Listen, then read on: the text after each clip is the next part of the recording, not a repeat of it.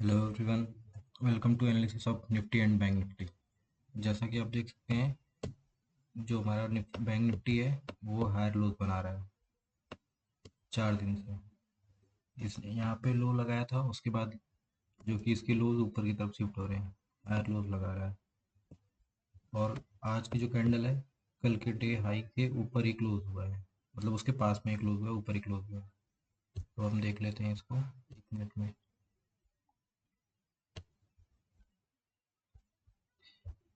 आज market open हुई, market gap up हुआ था आज बैंक निफ्टी, और एक ही कैंडल मूव दिया और यहाँ पे साइडवेज हो गया, अपने आप को ऊपर की तरफ ही होल्ड कर रहा है।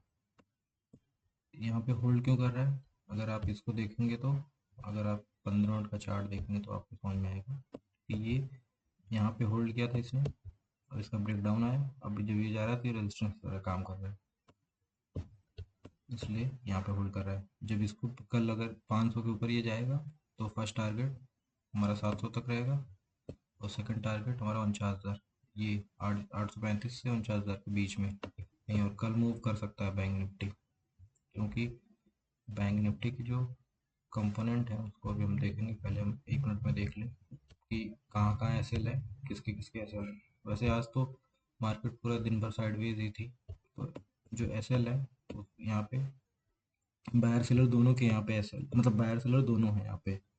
और जो जो सेलर है 48,480 तक गई थी, तो जो सेलर यहाँ पे जिसने सेल किया उसका 500 के ऊपर एसएल है, और यहाँ पे जो बाइंग किया है उसका एसएल 200 के नीचे होगा, या कुछ लोगों का 300 के नीचे होगा, और मोस्टली जो अच्छा ट्रेडर है उसका 200 के नीचे होगा।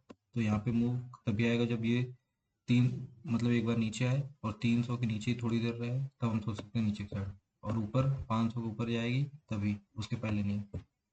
और अगर हम इसके कंपोनेंट देख लेते हैं डेली टाइम फ्रेम पे, तो आपका सबसे पहले देखते हैं H D F C bank, जो कि सबसे ज़्यादा वेट है। H D F C bank क्या है, एक साइडवेज है।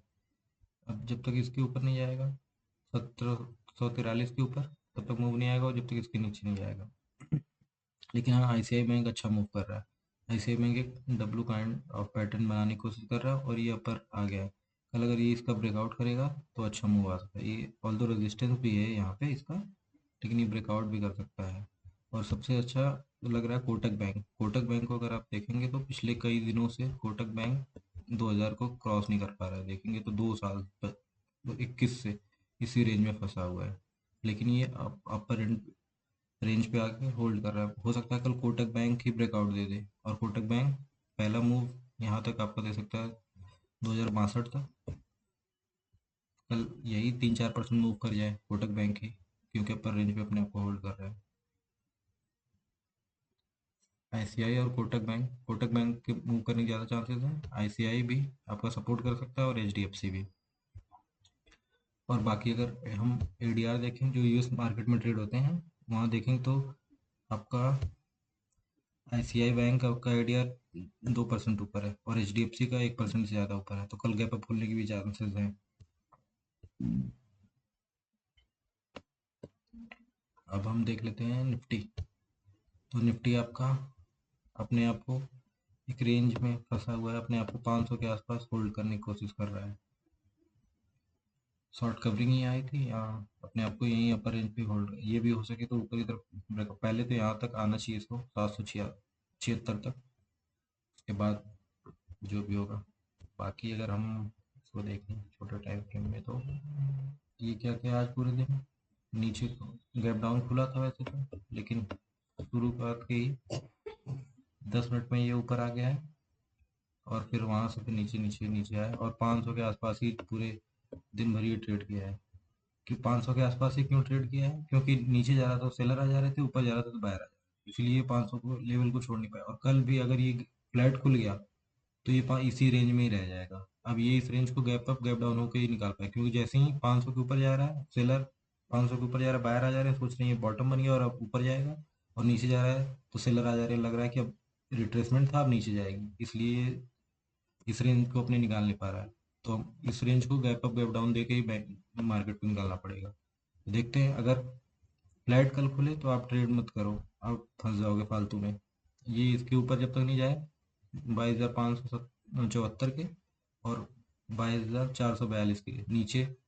तब तक आप बीच में यहीं पे घूमता रहेगा, फालतू में प्रीमियम डीके होगा और आपका चल जाएगा। इससे अच्छा आप ट्रेड ही ना करो तो वो बेस्ट है, जब तक इसके बाहर ना जाए इस रेंज में अपने तो फंसा रहेगा। कल बैंक निफ्टी मूव कर सकता है अच्छा, बाकी देखते हैं कल क्या होता है। और बाकी अगर एफ का आप डाटा देखें तो एफ का डाटा ये है कि एफ ने आज अपनी जो फ्यूचर की पोजीशन थी 12,000 पोजीशन कम की है। कल उनकी 1,84,000 पोजीशन थी, आज 1,72,000 कर दी। और हर एक इंडेक्स में बुलिस है, निफ्टी में और बैंक निफ्टी में देख ही रहे हैं, बैंक निफ्टी में ज़्यादा है। और आपका जो रिटेल है उन्होंने अपनी बुलिस पोजीशन आज 4,000 बुलिस पोजीशन कम की है अपनी फ्यूचर की। यहाँ से देख सकते हैं आप क्लाइंट की, कल उनके पास 1,39,000 थी, आज 1,34,000 5,000 पोजीशन कम की है। और जो एफ है उन्होंने अपनी पोजीशन कल 1,84,000 थी, आज 1,72,000 कर दी है। तो एफ अपनी फ्यूचर पोजीशन कम कर रहे हैं। और डी तो उनका तो कोई मतलब नहीं होगा, रिटेल अपनी पोजीशन जो बुलिश थी वो कम कर रहे हैं, तो इसका मतलब कल मार्केट ऊपर जा सकती है। और मार्केट में ये जो कि पुट, अगर ऑप्शंस में देखेंगे तो इन्होंने अपनी पुट की पोजीशन बढ़ा दी है रिटेल ने, तो इसका मतलब मार्केट कल ऊपर जाने के चांसेस ज़्यादा है। बाकी देखते हैं कल क्या होता है।